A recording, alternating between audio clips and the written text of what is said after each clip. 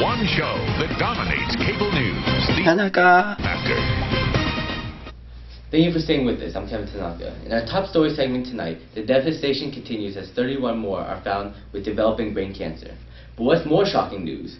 A link has been found to this mysterious epidemic. UC Irvine has recently released reports that show that extensive video game playing causes a fatal type of brain cancer called teranoma.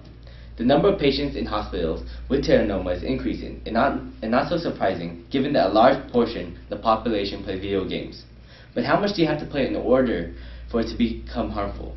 According to the official study by UC Irvine, gamers have been playing video computer games for more than 10 hours a day throughout the last 15 years have a very high chance of developing teranoma.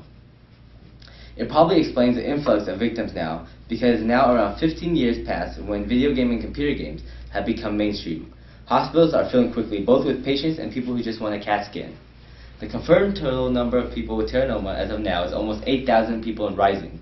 But what is clear is that video games are deadly, addicting, and are no better than some dangerous drugs.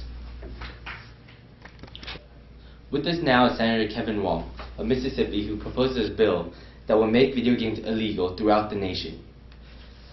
Now, I'm sure that you may have sparked a lot of outrage from gamers and proponents of the First Amendment who argue that video games can be a form of expression like art. But I think it's obvious to everyone that video games are dangerous and some measurements must be taken upon. Kevin, I'm proposing this bill because I don't see a difference between these addictive computer or video games and drugs. They're both addictive, both deadly, and as we now know, they can ruin people's life. Sure, they're entertaining, but a crackhead can say the same thing for cocaine. And video games especially attract to a younger demographic. Kids, too young to be able to wage consequences, especially when the consequences in the future.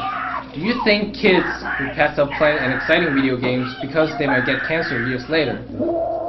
Tell me, the kids willingly put on sunscreen or brush their teeth? No. It was well said. I agree with you. I always knew that nothing good would come out of watching a computer monitor for hours and hours on end, controlling some troll in a fantasy universe. We have to go on a commercial break, but when we come back, we have Peter Liu, a teenager diagnosed with teranoma, who unbelievably will not stop playing video games, even after he found out that he had it. More with him next.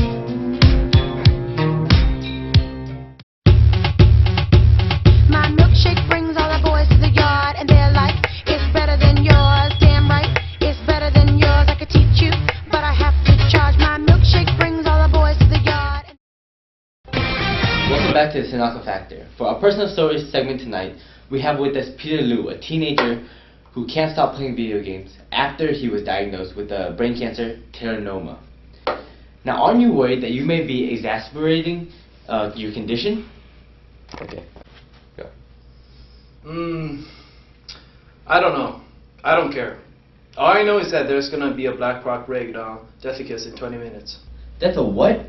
Come on now. How can you seclude yourself from reality and replace it with a world of doors, orcs, and I don't know, they're all just moving pixels. Don't you know that? Get your feet off my table in my own studio. Show me some respect. What I know is that there's this certain level 55 Night Elf that stole my loot yesterday when I killed Nanthos on the way to Razalach. Yeah, I'm talking to you, Other Rocks. You know I deserve that lion blade, you wussy backstabbing. Okay. lying. Stop with all this nonsense. You are going to die, mister, quite soon, as a matter of fact, if you keep playing this fairy tale game. You're never going to see your family again once you are dead in real life. You see these people? Well, say goodbye, because you're going to be dead, brain fried.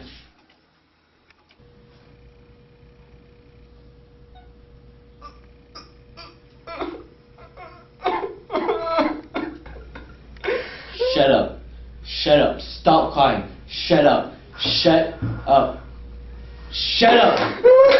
it. Cut his mic. I can't see how I could conduct an intellectual conversation with someone who's crying.